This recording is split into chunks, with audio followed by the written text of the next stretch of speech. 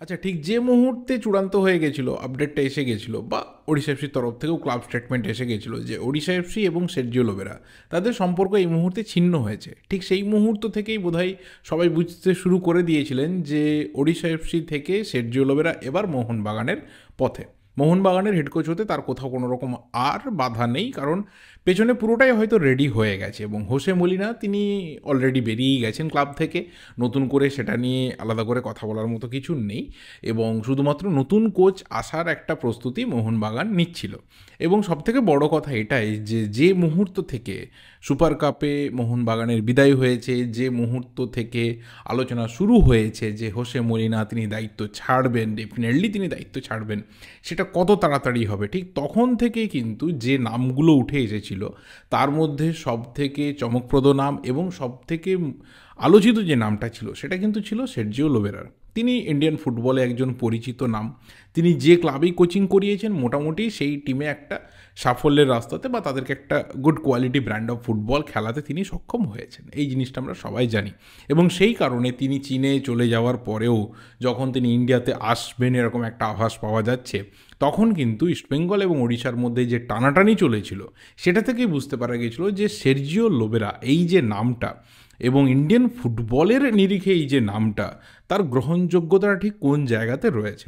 এবং যখন আমরা এর আগে আলোচনা করেছি যে কোন কোন নাম সামনের দিকে উঠে আসছে, সেখানে কিন্তু যে নামটা সবথেকে বেশি জোর পেয়েছে বা যে নামটাকে নিয়ে মোহনবাগান ম্যানেজমেন্টও অনেক বেশি করে ভাবনা চিন্তা করেছে ডেফিনেটলি, সেটা হচ্ছে সের্জিও লোবেরা। হ্যাঁ, মাঝখানে পুরো বিষয়টা থেমে গেছিলো, আমরা কেউই আলোচনা করিনি। তার দুটো রিজন। নাম্বার ওয়ান, যে মোহনবাগানে কোচ পরিবর্তন হলে সের্জিও লোবেরা আসতে পারেন, এটা প্রায় একটা দিকে চূড়ান্ত হয়ে যাচ্ছিল যে সেইভাবে আর অন্য কোনো নাম, বিশেষ করে যারা ইররেগুলার কোচিংয়ে অথচ ভালো নাম, সেই নামগুলো নিয়ে মোহনবাগান ভাবছে না। মোহনবাগান কিন্তু একদম চেনা একজন মানুষের হাতে দায়িত্ব দিতে যাচ্ছেন, এটা হচ্ছে একটা রিজন। সেই কারণে আর এটাকে নিয়ে লেন্দি ডিসকাশনের দরকার ছিল না।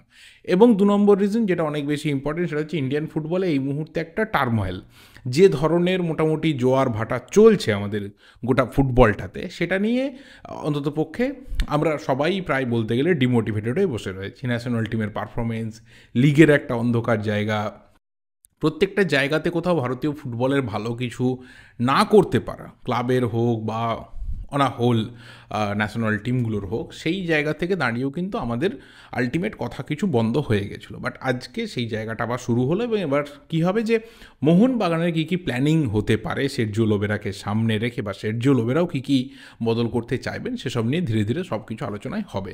কিন্তু এটাই মুহূর্তে পরিষ্কার যে মোহনবাগান শুরু থেকে যেটাকে টার্গেট করেছিল যে এমন কাউকেই দায়িত্ব দেওয়া হবে যার ক্ষেত্রে তিনটে বিষয় খুব ভালোভাবে ক্লিক করবে।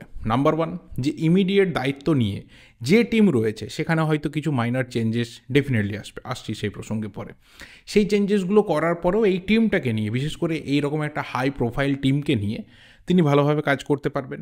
নাম্বার টু, ইন্ডিয়ান ফুটবলকে যে মানুষটা খুব ভালো করে চেনেন এবং শুধুমাত্র চেনেন না, যে ট্রানজিশনটা হয়েছে ইন্ডিয়ান ক্লাব ফুটবলে সেটার সাথে খুব ভালোভাবে এমন একজন যিনি জড়িত, তাকে দায়িত্ব দেওয়া হবে। এবং তিন নম্বর, যেটা মোস্ট ইম্পর্টেন্ট, সেটা হচ্ছে এই ধরনের একটা ফ্যান প্রেশার সিচুয়েশনে কোন ব্যক্তি বা কোন কোচ তিনি সাকসেস দিতে পারবেন ক্লাবকে, এই যে একটা টালমাটাল চলছে পরিস্থিতি সেখান থেকে বার করে আনতে পারবেন, সেরকমই নাম কিন্তু বারবার মোহনবাগান জোর দিয়েছিল এবং সেখানে সের্জিও লোবেরা প্রত্যেকটা বক্সকে কিন্তু টিকমার্ক দিয়ে তিনি এই সুযোগটা পেয়েছেন মোহনবাগানের কোচ হওয়ার। এবার সের্জিও লোবেরার কাছে কিন্তু একটা অগ্নি পরীক্ষার জায়গা। প্রথমত, যে ওড়িশা এফসিতে তিনি খুব বিরাট সাফল্য পেয়েছেন তা না, ওড়িশা এফসির ব্যাক হিস্ট্রিটাও বিরাট কিছু রিচ না। অবশ্যই সুপার কাপ তারা জিতেছে, কিন্তু এটাও মাথায় রাখতে হবে যে বাকি ওভারঅল যে রেজাল্ট সেগুলো কখনোই মানে ওড়িশা এফসির জন্য বিরাট কিছু হাইফাই ছিল না। কিন্তু তিনি গোয়াতে এবং মুম্বাই যে ধরনের কাজ করেছেন, যে ধরনের সাকসেস দিয়েছেন, সেই সাকসেস কিন্তু মোহনবাগানকে দিতে হবে এবং সেটা খুব কম সময়ের মধ্যে। এবং মোহনবাগানের কাছে সুযোগ রয়েছে যে যদি দেখা যায় যে না, সের্জিও লোবেরাও পারছেন না, কোথাও একটা প্রবলেম হচ্ছে, তখন কিন্তু মোহনবাগান ম্যানেজমেন্ট 2026-27 জন্য নতুন করে পুরোটা একটা নতুন করে ভাবার সময় পাবেন, তাদের হাতে সেই সময়টা রয়েছে। তো সের্জিও লোবেরার জন্য কিন্তু এই যে অল্প সময়ে নিজেকে প্রমাণ করার যে একটা ব্যাপার, সেটা কিন্তু অনেক বেশি করে থাকবে। এবং অবশ্যই তিনি এর আগে যে ধরনের ইন্ডিয়ান সুপার লিগের টিমগুলোতে কোচিং করিয়েছেন সেগুলো প্রত্যেকটা কিন্তু ফ্র্যাঞ্চাইজি টিম।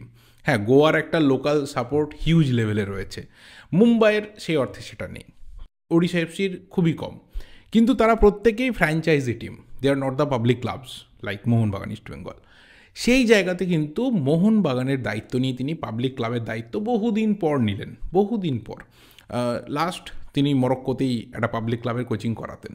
তো এই যে একটা পাবলিক ক্লাবের প্রেশার নেওয়া, ফ্যানেদের রীতিমতো প্রতিটা ম্যাচের প্রেশার নেওয়া, একটু পান থেকে চুন খসলে তাকে নিয়ে সমালোচনা হবে, এই যে প্রেশার নেওয়া, এই প্রেশারের মধ্যে তাকে কিন্তু ভালো কাজ করতে হবে।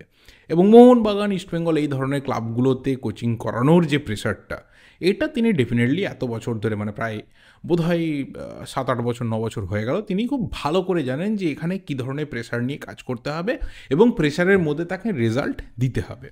এটা গেল একটা পরিস্থিতি। এবং হোসে মলিনা, তাকে নিয়ে আর কথা বলে সময় নষ্ট করে লাভ নেই, কারণ তিনি যে ধরনের কথা সুপার কাপের পর প্রেস কনফারেন্সে বলেছিলেন, সেখান থেকে আমরা প্রায় সবাই বুঝতে পেরে গেছিলাম যে এই চ্যাপ্টারটা দি এন্ড হয়ে গেছে, এটাকে নিয়ে আর এগোতে চাইছে না। বাট হ্যাঁ, তারপরেও কিছু আলোচনা হয়েছে, দু একটা ছোট ছোট হলেও মিটিং হয়েছে। একজন ব্যক্তির অনুরোধ ছিল যে এবার এখান থেকে পুরোটাকে থামিয়ে নতুন করে যদি হোসে মলিনা তিনি ভাবনা চিন্তা করেন, কিন্তু হোসে মলিনা পুরো ব্যাপারটা থেকে সরে চলে এসেছিলেন যে না, আর সম্ভব নয়, এখান থেকে দাঁড়িয়ে আর নতুন করে তিনি কাজ করতে পারবেন না, তার পুরোপুরি মাইন্ড ডাইভার্ট হয়ে গেছে। এবং সেই ক্ষেত্রে আর মোহনবাগান ম্যানেজমেন্টের কেউই ব্যাপারটাকে স্ট্রেচ করতে চাননি, সেই কারণেই মলিনার বিদায় আজকে হয়েছে। সম্ভবত কয়েকদিনের মধ্যে সের্জিও লোবেরা তিনি কলকাতায় এসে যাবেন। মোহনবাগানের প্র্যাকটিস শুরু হবে কি হবে না সেটা এখনও অবধি ঠিক নয়, তবে হ্যাঁ, ইন্ডিয়ান ফুটবল আবারও স্বমহিমায় ফিরতে পারে জানুয়ারি মাস থেকে, জানুয়ারির অন্তত পক্ষে মিডল থেকে বেশ কিছু পজিটিভ সাইন দেখা যাচ্ছে, সেগুলো নিয়ে পরে কথা বলা যাবে। তবে অবশ্যই ইন্ডিয়ান ফুটবল বা ইন্ডিয়ান ক্লাব ফুটবল স্বমহিমায় ফিরবে, এবং সেই একটা মিনিমাম আশ্বাস পেয়ে যাওয়ার পর তখনই কিন্তু প্র্যাকটিস আবার মোহনবাগানের রিজিউম হয়ে যাবে। শুধুমাত্র মোহনবাগানের প্র্যাকটিসটা এখন আপাতত বন্ধ রয়েছে, যেটাকে অন্ততপক্ষে ম্যানেজমেন্ট মনে করেছে যে এটা এই মুহূর্তে দরকার নেই, কারণ ফিউচারটাই এই মুহূর্তে আনসার্টেন, কবে শুরু হবে কেউ জানে না। তো সেটার যখন একটা মিনিমাম আশ্বাস পেয়ে যাবে ম্যানেজমেন্ট, তখন কিন্তু সেটা শুরু হবে। এবার যেটা দিয়ে আমি ভিডিওটা শেষ করবো সেটা হচ্ছে, সের্জিও লোবেরা আসার পর কিছু মাইনর চেঞ্জ ডেফিনেটলি হতে পারে, সেটা কিন্তু বিদেশি প্লেয়ার রিলেটেড। কারণ মোহনবাগানে যে ধরনের ডোমেস্টিক প্লেয়াররা রয়েছে, তারা কিন্তু প্রত্যেকটা পজিশনে ভালো ভালো প্লেয়াররা রয়েছে, তাদেরকে প্রপার ইউটিলাইজ করাটা এবার কোচের দায়িত্ব। কিন্তু বিদেশি প্লেয়ারদের ক্ষেত্রে আন্ডার পারফর্মিং যে দুজন প্লেয়ার রয়েছে, তাদের জন্য কিন্তু রেড ফ্ল্যাগ ডেফিনেটলি ম্যানেজমেন্টের তরফ থেকে থাকবে, যে আইদার অল্প সময়ের মধ্যে যদি সেইটুকু সময় কোচ দেন যে নিজেদের পরীক্ষা তোমরা দাও, পাস করো, তারপর তোমরা থাকো, সেইটুকু যদি কোচ অ্যালাউ করেন তাহলে ম্যানেজমেন্ট অ্যালাউ করবে।